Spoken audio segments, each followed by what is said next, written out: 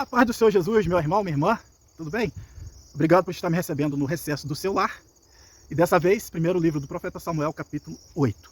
Terminamos o capítulo 7, uma grande vitória de Israel, de Samuel. E o profeta Samuel, grande homem de Deus, julgando o povo entre três cidades. E o importante é destacar que ele volta a Ramá, justamente da onde ele saiu com a sua mãe para ser entregue no templo para o Senhor. Então, depois de certa idade, Samuel volta para os braços da sua mãe. Ele volta para Ramá. Agora, depois de certa idade, certamente já com a sua família, ele volta para Ramá. Então, o que Ana entregou para Deus, posteriormente, ele volta para ela. Até porque, como falamos na exposição passada, o templo em Siló foi destruído pelos filisteus. Foi destruído o tabernáculo, tacaram fogo, e Siló ficou praticamente destruído. Então, terminamos assim o capítulo 7, uma vitória, Deus trovejando sobre os filisteus, Israel vencendo a guerra, e agora estabilidade, porque agora os filisteus já não mais vai atacar a Israel, e diz a Bíblia, todos os dias de Samuel. Todos os dias que Samuel está vivo, eles não vão atacar a Israel. A mão do Senhor era contra os filisteus. Iniciamos o capítulo 8, versículo 1 e 2, versículo 1 e o 2. Sucedeu que, tendo Samuel envelhecido, Samuel já estava velhinho, mas nem tanto. Depois disso aqui, Samuel vai viver ainda muitos anos. Ele constituiu os filhos dele por juízes. Ele tinha 2 filhos e os constituiu por juízes, certamente para ajudá-lo nessa missão de ser juiz, profeta e juiz. Então ele vai constituir seus filhos juízes em Berseba. Vamos ver aí para frente na Bíblia a expressão de Dan até Berseba, ou seja, de um extremo ao outro. Berseba era a capital do deserto de Negueb.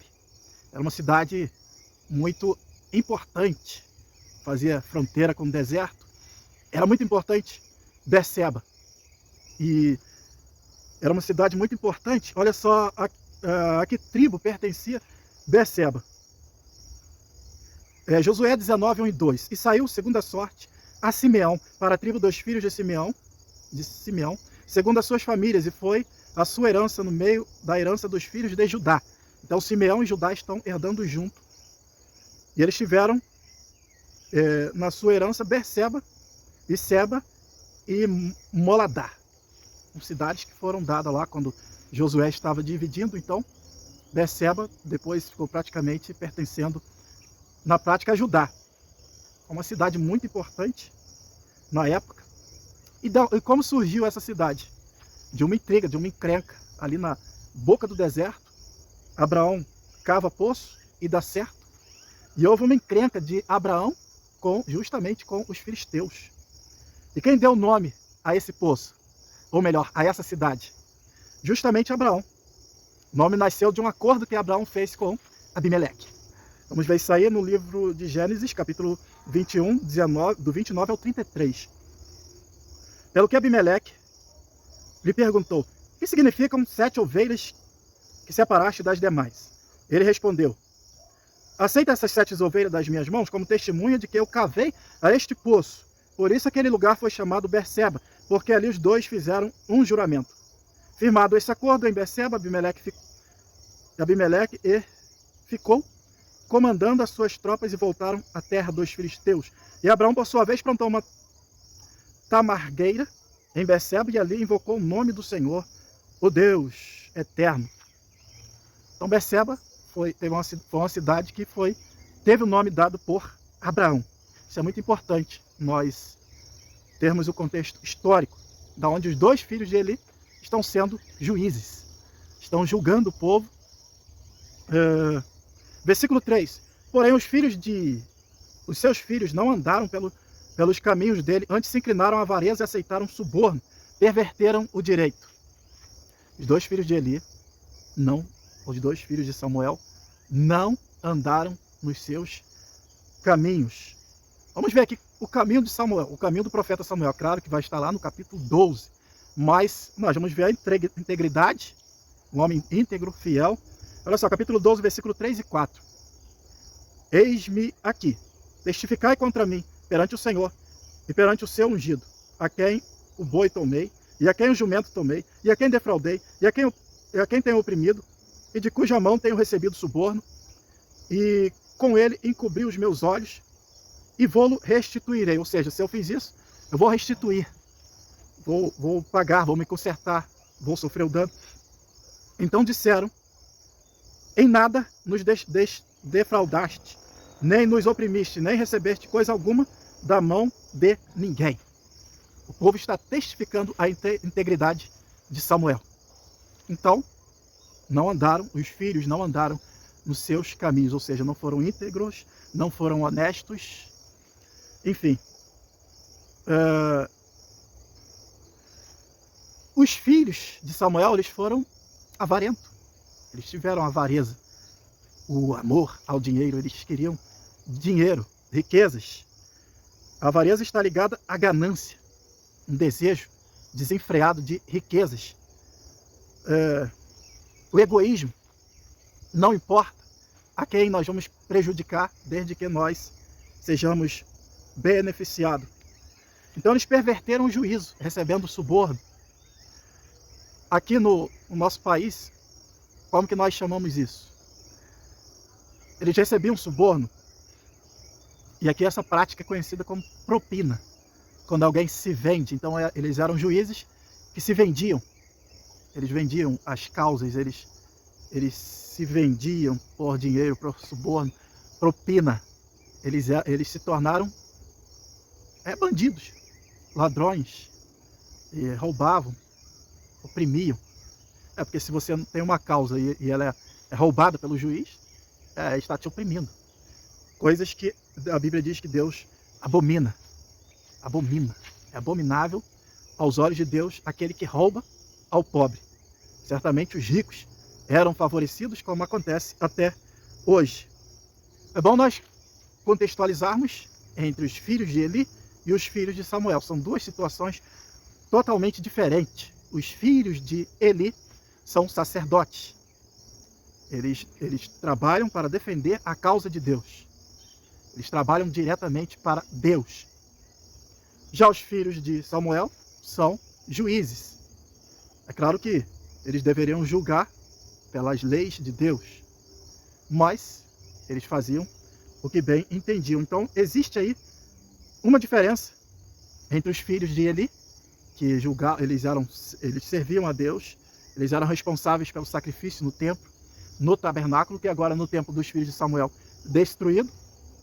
Então é totalmente diferente dos filhos de Eli para os filhos de Samuel. A corrupção é diferente. O filho de Eli, oferta do sacrifício, prostituição. E os filhos de Samuel, a avareza, a ganância, que compra todas as coisas, aparentemente, o dinheiro. Olha o que Eli, o sumo sacerdote Eli, disse aos seus filhos na época. Se um homem pecar contra outro homem, Deus o julgará. Mas se o homem pecar contra o Senhor, quem intercederá por ele? Todavia, eles não lhe ouviram a sua voz, não ouviram a voz de seu pai, porque o Senhor os queria matar. O Senhor os queria destruir. Então é muito interessante pontuarmos isso aqui, porque os filhos de Eli estavam pecando diretamente contra Deus. Eles trabalhavam para Deus. Já os juízes é um ofício dos homens. Sacerdócio é um ofício espiritual que não saía daquela linhagem. Já o juiz, não.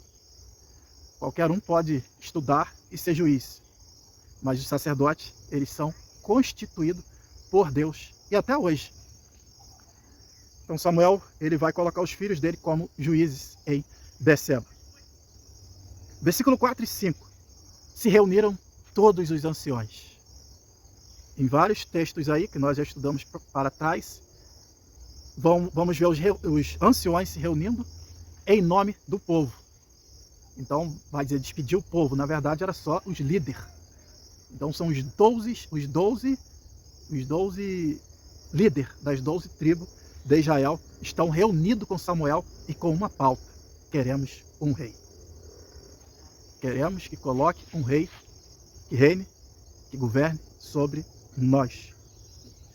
Então a pauta era essa. Queremos um rei como todas as outras nações têm. A desculpa, você já está velho, seus filhos não andam pelos seus caminhos. Queremos um rei. Constitui-nos ou dai-nos um rei. Então eles vão copiar a forma de governo do mundo.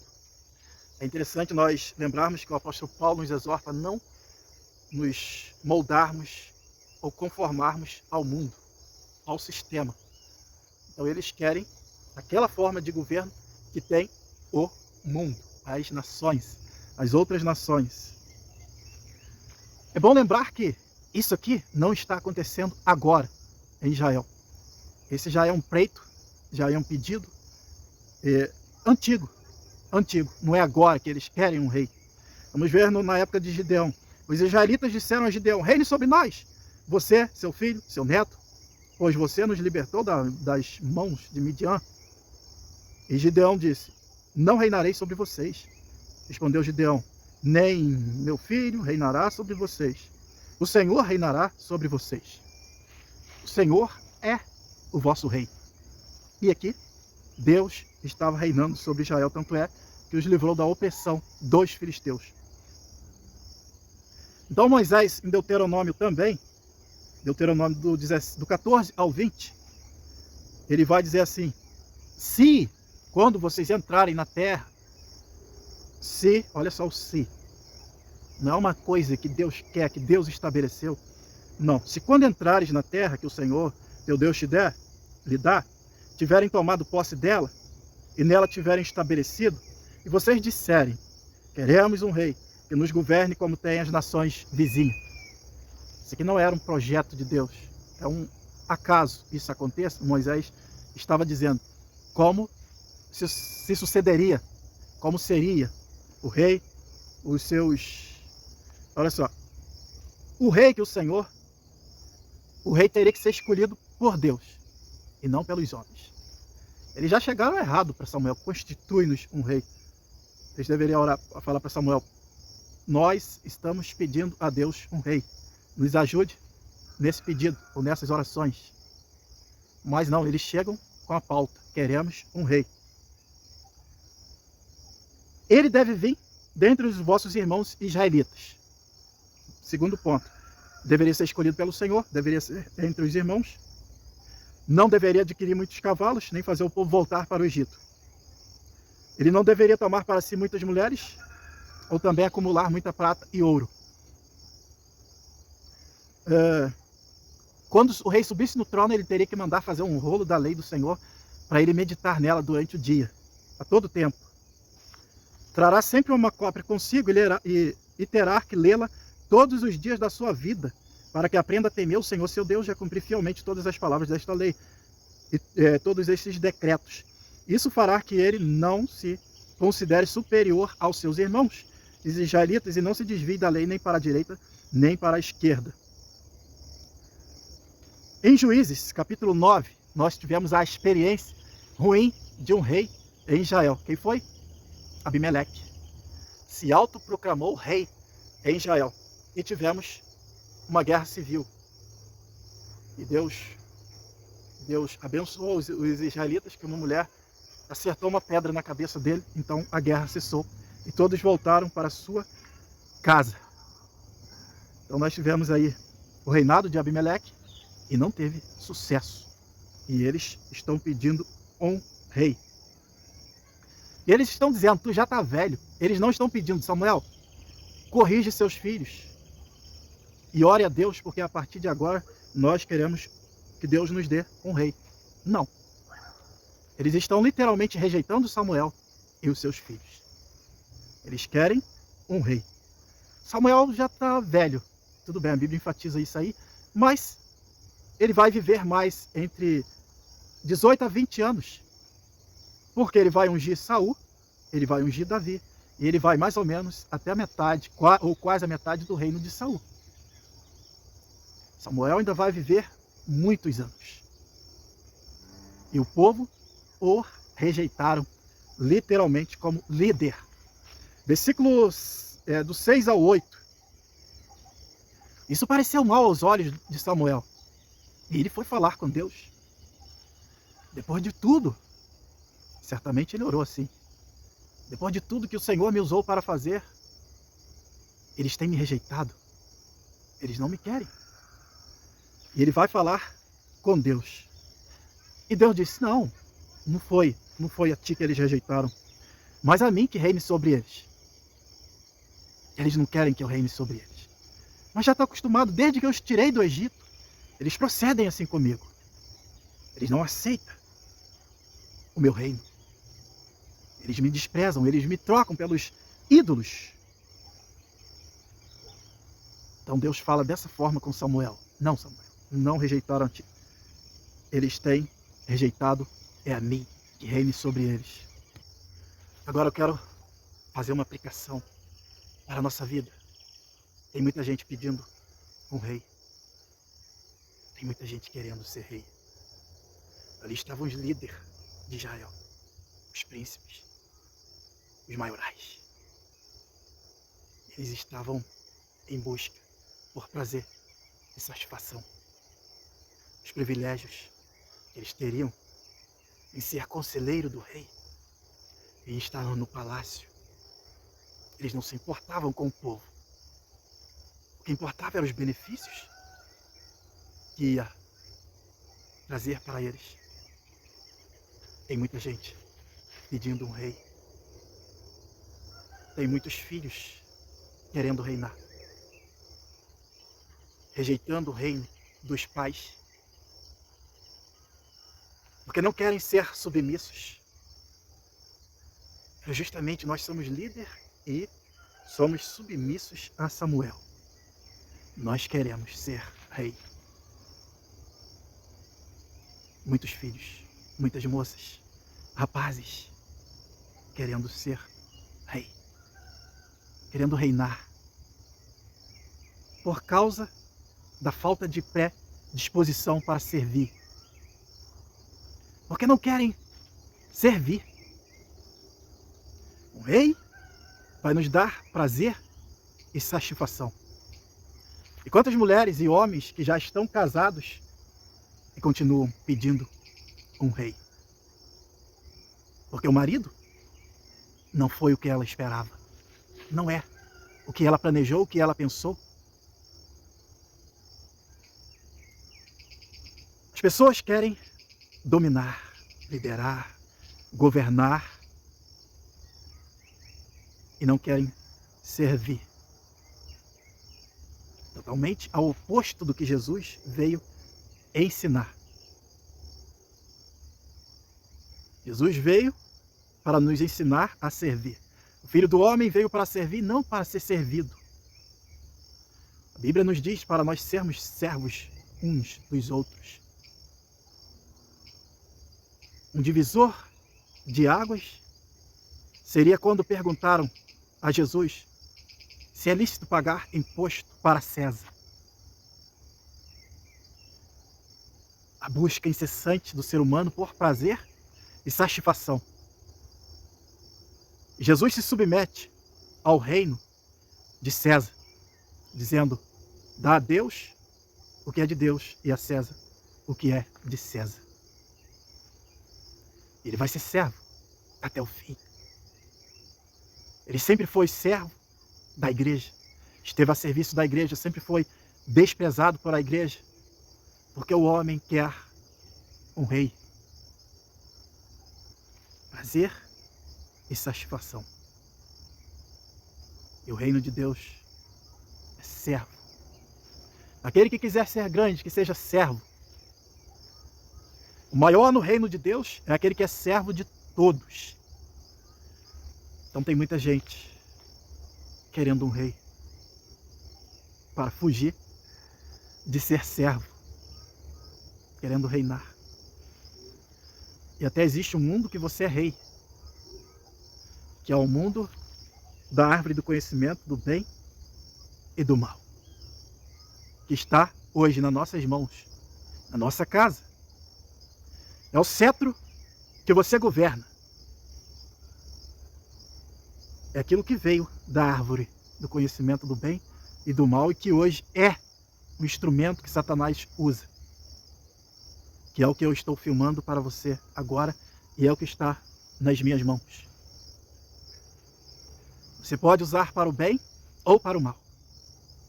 Mas a Bíblia diz que o coração do homem é enganoso e perverso. E nós queremos ser rei. É um mundo que eu pego o cetro e o algoritmo é o meu servo. O que eu quero, ele me dá. O que eu quero ver, o que eu quero ouvir, de que eu quero me alimentar, o algoritmo me dá. Eu sou o rei. Mas é de rei a escravo. Muitos filhos estão sendo expulsos do paraíso da casa dos pais por causa dessa árvore que veio da ciência, do conhecimento do bem e do mal. Muitas mulheres estão atrás de um rei, procurando aquele homem, aquela família, aquele lar perfeito. Nesse mundo em que tudo é perfeito e você é o rei. Tudo que pede, te dá. Muitos homens estão perdendo prazer nas suas esposas, porque o homem se satisfaz com os olhos.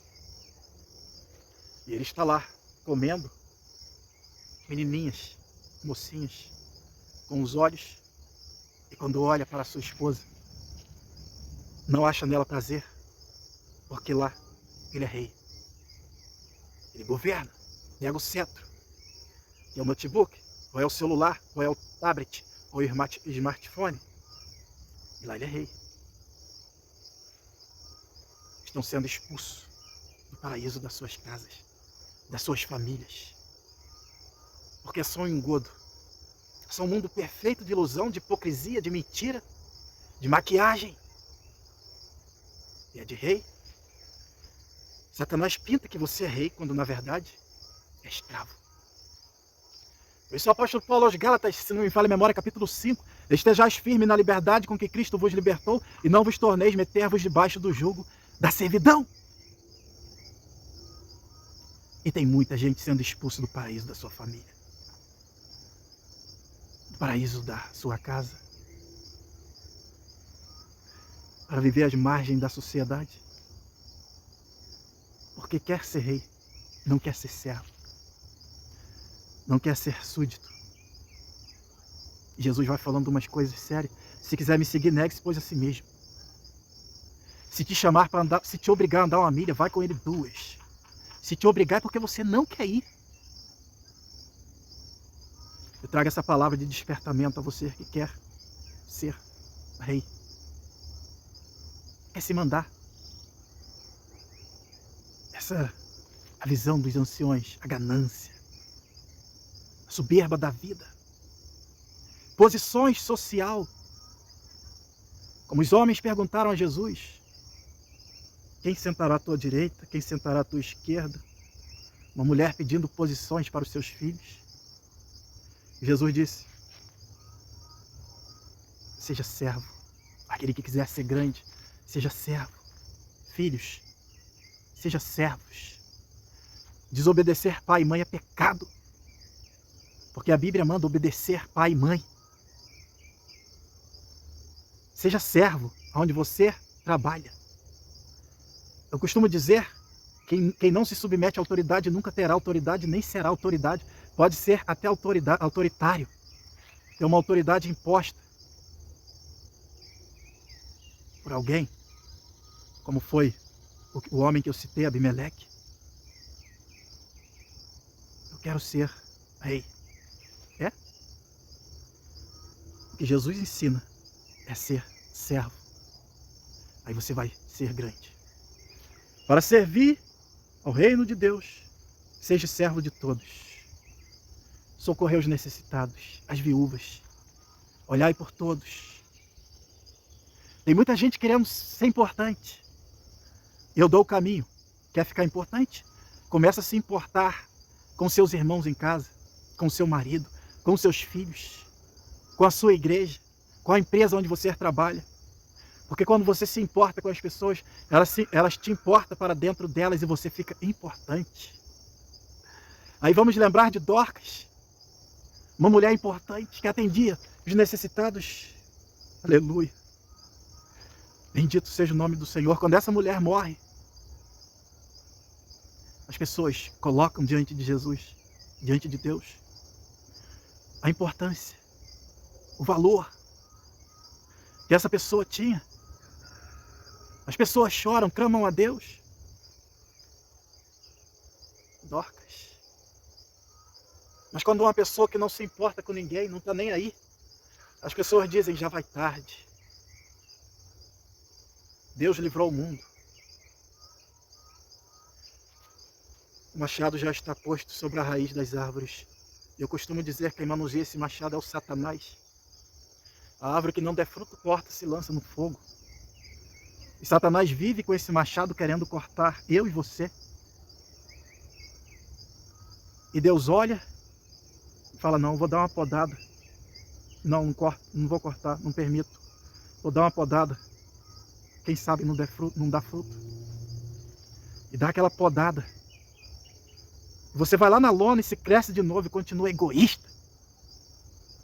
Continua querendo ser rei. Deus não dá glória, sua glória aos homens. Lembro que há muito tempo atrás, sem entendimento, eu subi aos montes com os amigos. E a ideia era buscar o poder de Deus. Vamos buscar poder de Deus. A gente queria ser rei. E agora com entendimento, eu até vou ao monte. Mas para buscar o perdão de Deus, a misericórdia, o amor, a graça. Eu até vou ao monte para pedir, Senhor, me ajuda nessa minha fraqueza. Há muito Deus livrou minha boca de xingar. E há muito eu orei, Senhor, limpa os meus lábios. Ignorância. Querer ser rei. Vós sereis meus discípulos se fizer o que eu vos mando. Ou seja, vocês serão meus servos se fizer o que eu vos mando. E o que ele nos manda a não ser servir? Ele veio para servir. A cruz foi o trono da sua coroação. A coroa de espinhos foi a coroa que colocaram na cabeça do rei. Ele deu a sua vida por mim, por você. E agora você está querendo ser rei? Num reino que não é seu. Meu reino não é deste mundo. Nós um dia reinaremos para sempre. Mas com Cristo, lá na eternidade, nas mansões celestiais. Mas aqui, nós somos servos. O pastor é servo da igreja. Nós somos servos uns dos outros. A ideia de ser rei tem que cair por terra. Então, de rei a escravos, estejais, pois, firmes na liberdade com que Cristo vos libertou. E muitos já viraram escravos. Por quê, pastor? Foram dominados. Aquilo que você não domina vai te dominar. É a ideia de Satanás, um cetro, que é o seu computador, que é o seu smartphone, que é o seu tablet, que é o seu celular. Era você ser rei. Um mundo de fantasias e ilusões, e você já é escravo. Sabe por quê? As pessoas decidem o que você vai comer, o que você vai beber, o que você vai vestir. As suas emoções já não são mais com a família, com o dia a dia. O mundo virtual te afastou da sua família. Ele tem essa façanha de aproximar os de longe, de afastar os da casa. Você está dominado. Você já não decide mais a hora que você vai dormir. Você está dominado pelo algoritmo. Entra de noite adentro. Você já não é mais o amado do Senhor, porque a Bíblia diz que à noite o Senhor dá o sono aos seus amados. E você já não dorme mais. De rei a escravo. virou escravo. Acorda de manhã, ou nem acorda, tem moças, rapazes, pessoas casadas de autorresponsabilidade, já vivem como um drogado. Eu trabalho com pessoas porque cientificamente já está provado que os efeitos das redes sociais é semelhante ao da cocaína. Trabalho com pessoas drogadas. Está dominado pelas redes sociais, jogos, séries. Já saíram do mundo real. Se afastaram. E são escravos. Já não conseguem mais trabalhar. As emoções são terceirizadas. Já não tem mais diálogo, já consegue olhar, já não conseguem mais olhar no olho olho a olho, com a esposa, com os filhos, dos filhos da esposa, porque está olho a olho com a tela, escravo. E para nossa infelicidade, estamos criando uma geração de filhos que estão virando escravos. Porque para as crianças ficarem calmas, sossegadas, podem não ter sapato, podem não ter roupas, mas tem que ter um celular. Isso é uma visão global do sistema. Mundano, perverso. As emoções dos seus filhos são terceirizadas. Os pais já não têm o dia a dia com os filhos. Todos vivem no mundo virtual. E quem está por trás do mundo virtual é o mesmo que estava na árvore do conhecimento do bem e do mal. Se você não tem domínio, não tenha celular, não tenha tablet, não tenha computador. Eu tenho tablet, celular e notebook. Porque lá está o paraíso, o bem e o mal. Mas se você não sabe escolher o bem, não tenha. Não dê para os seus filhos porque eles não sabem escolher. Eles serão influenciados pelo mal. A Bíblia diz que o mal está ligado ao coração do menino, ou seja, a astúcia.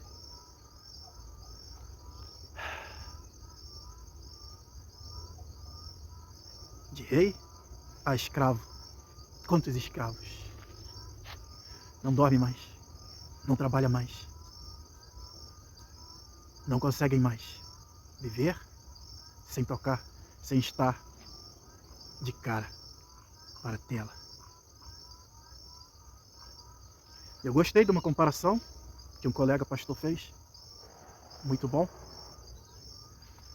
Ele chamou, ele dialogando numa mensagem, numa exposição com as suas ovelhas, ele disse assim: o crente pode ir no hotel? Aí perguntou para os irmãos: você pode ir no hotel? Ele: não, porque lá não é lugar para mim. Um jovem ir para o hotel, certamente lá na porta vai estar cheio de prostituta e a tentação.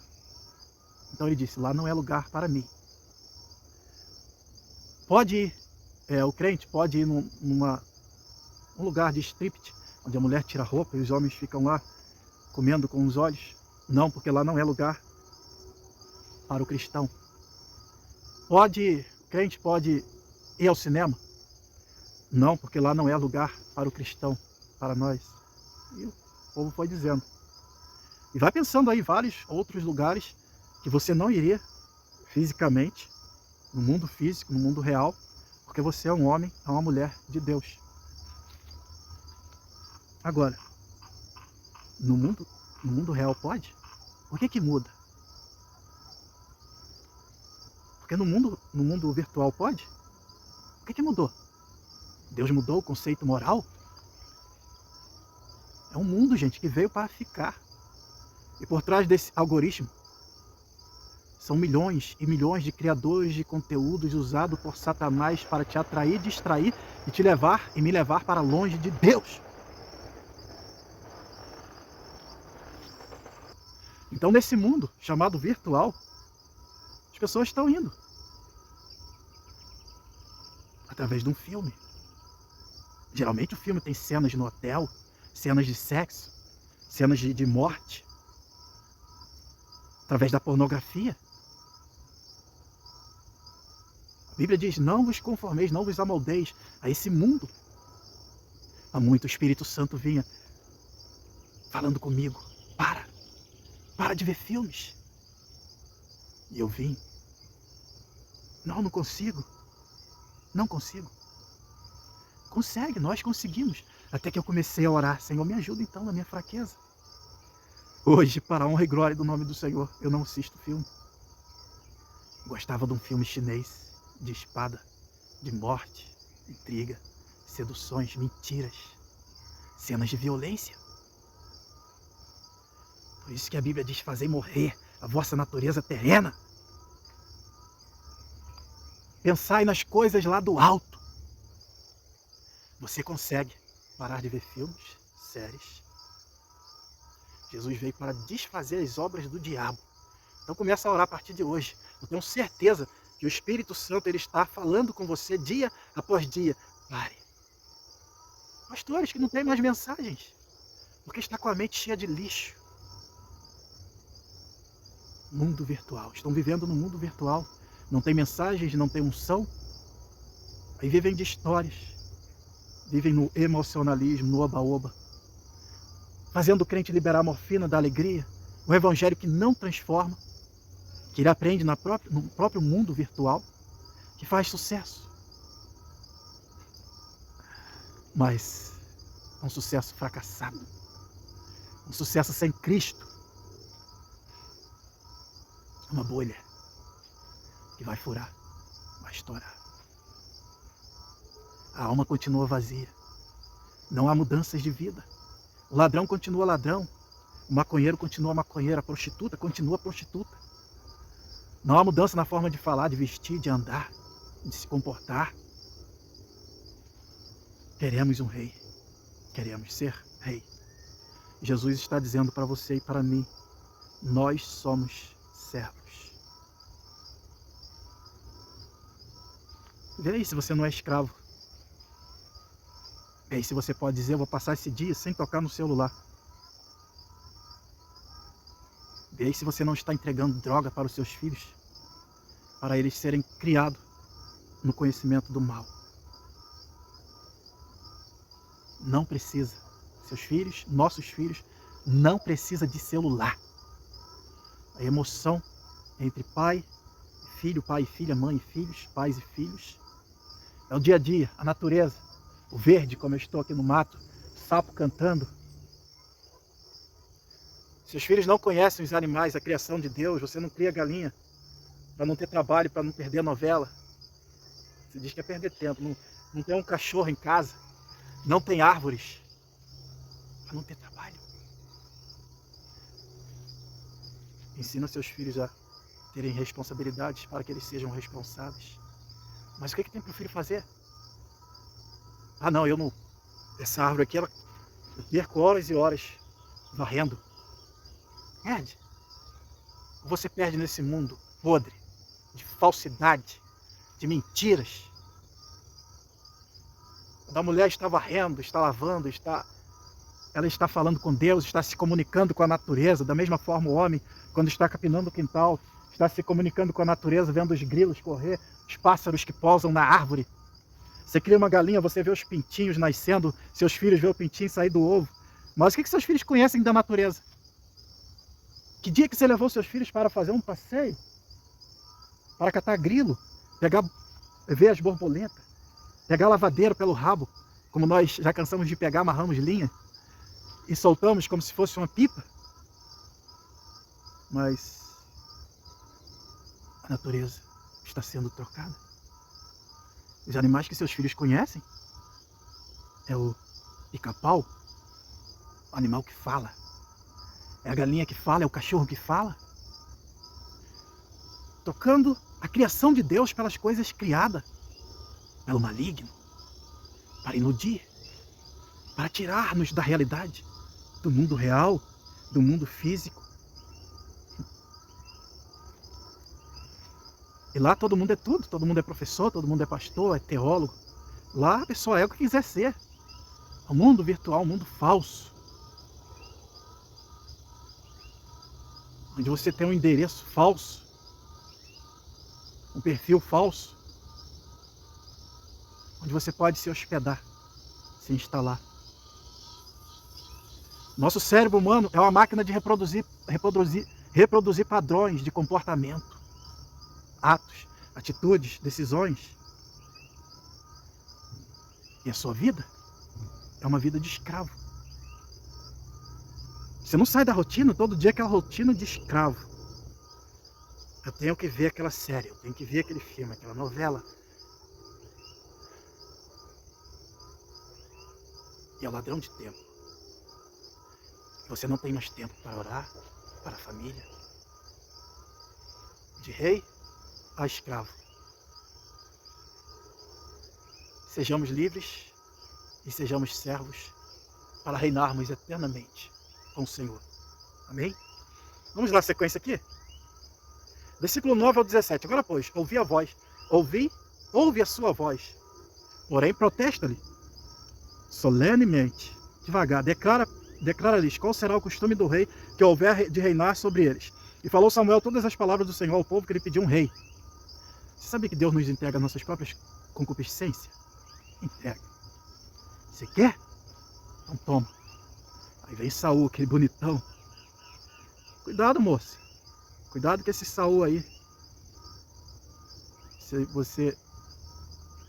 Deus pode estar te entregando as suas próprias concupiscências. Apareceu esse bonitão, essa bonitona aí. Você está dizendo é de Deus. É de Deus nada, é da carne. É dos seus desejos carnais. Tem uma mensagem que nós falamos, sonhei, sonhei. É o tema da mensagem. Está aí no YouTube. Procura aí, Pastor Stanek, sonhei, sonhei. Vai aparecer essa mensagem para você. Está vendo aí? Confundem sonhos com desejos carnais. Ah, é o meu sonho. Não, desejo carnal. Depois dá uma olhadinha lá na mensagem. Ele disse, esse será o costume do rei que houver de reinar sobre vós. Ele tomará vossos filhos. Pensou? Tomará vossos filhos. Eu quero comparar esse rei que está reinando aí, um mundo virtual paralelo. Está tomando os filhos de muitas famílias. Está tomando os filhos de muita família. Tomará vossos filhos e os empregará de seus carros com seus cavaleiros para que corram diante dos seus carros. Aí, muitos filhos estão sendo tomados das suas famílias. Fiquei horrorizado há poucos dias, fui numa comunidade, garoto de 10, 11 anos, com um fuzil atravessado. O reino desse mundo virtual está tomando.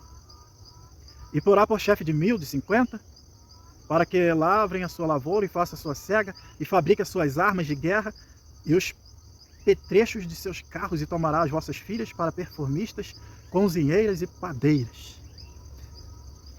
Você está vendo? Você quer ser rainha. Vai ser serva. Onde você for, você vai ter que servir. Quem não vive para servir, não serve para viver. Então, se eu fosse você, servir esse marido aí. Passa a ser serva, uma boa serva. Você que não casou, passa a servir os seus pais. Jovem, moço, moça. Seja servo, seja obediente. Esquece suas vontades, seus desejos carnais. Seja servo, seja serva. E tomarás o melhor das vossas terras e das vossas vinhas e dos vossos olivais, e darás aos seus servos as vossas sementes, as vossas vinhas, dizimará, para dar aos seus oficiais e aos seus servos. Também aos vossos servos, às vossas servas, aos vossos melhores poços, e os vossos jumentos tomará e empregará no seu trabalho. Dizimará o vosso rebanho, e vos servireis como servo. Tudo se resume em servir. É o que vai acontecer para a família deles. Eles não estão focados nos parentes, não. Talvez, considerando mulher e filhos, eles sabem que nessa de um rei, eles vão se dar bem. Vão se dar bem, entre aspas. É quando nós fazemos nossas escolhas e deixamos Deus de fora. É o que o povo está fazendo aqui. Queremos um rei. E é o método. Nosso método é esse. O método de Deus está descartado. Eu quero ser um obreiro, eu quero me casar, eu quero isso, quero aquilo, mas a aplicação, o método é meu. O de Deus se descarta. Porém, o povo não quis ouvir a voz de Samuel. Eles disseram, não, mas haverá sobre nós um rei. Sabemos de tudo isso que você nos falou. Tá bom, mas mesmo assim nós não queremos você, queremos um rei. Ouvimos tudo que você nos falou. Não será legal para nossos filhos, para nossa família, para nossas posses, mas queremos um rei. Então o Senhor disse a Samuel: dá ouvido à voz, constitui-lhe um rei. Então Samuel disse aos homens de Israel: volte cada um para a sua cidade. Ficou tudo tratado ali para Samuel, o profeta, dar a eles um rei. Tá bom? Volte cada um para a sua cidade e espera a convocação. Posteriormente, Samuel vai fazer essa convocação. Interessante que Samuel é um líder subordinado a Deus. É uma lição de moral, de caráter para mim e para você, para todos nós. O povo fala com ele e ele fala com Deus. Interessante isso aqui. Provérbios 16:1. Estamos terminando. O coração do homem pode fazer planos, mas a resposta certa vem dos lábios do Senhor. Cuidado com seus planos. Antes de botar em prática, consulte a Deus, se humilha. Senhor, pareceu que Saul, bonitão, querendo reinar sobre a minha vida, querendo ser meu rei. Ou pareceu aqui fulana, querendo ser minha Rebeca. Emprego, qualquer coisa que aparecer. Olha só. O coração do homem pode fazer planos, mas a resposta certa vem dos lábios do Senhor. Então, ó, deixa de lado os seus métodos. E busque o Senhor. Não fale com ninguém antes de falar com Deus. Não tome nenhuma decisão antes de buscar o Senhor.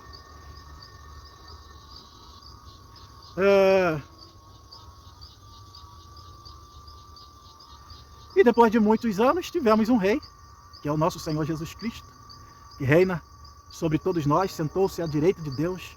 Eis que o Senhor Jeová virá como forte, com seu braço dominará. Ninguém pode estorvar o seu braço, mas tem muita gente que não aceita. Continuam pedindo um rei nesse mundo aí virtual. A busca incessante por prazer e satisfação. E para fechar, pois o reino de Deus não é comida nem bebida, mas justiça, paz, alegria no Espírito Santo. Romanos 14:17. Deus abençoe, meu abraço, até a próxima lição, se o Senhor assim nos permitir.